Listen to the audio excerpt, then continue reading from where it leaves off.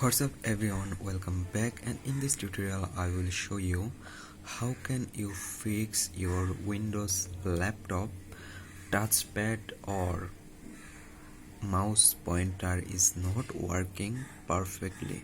How can you fix it, how can you solve it? In this tutorial I will show you that. There you can see this is my Windows mouse pointer, and if I touch my mouse pad, it's not working. It's standing same place. It's not working. So if you want to fix it, what should you do in this tutorial? I will show you that. So first press your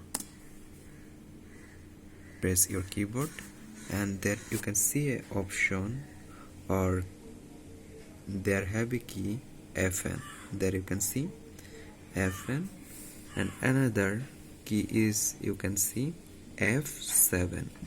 So you need to press these two keys together. So first press FN and then second press F7 together. Together you need to press, and after you need to press together FN plus F7. That's it. Now there you can see it's working perfectly. It's working perfectly. Now my touchpad or my mouse pointer is working perfectly.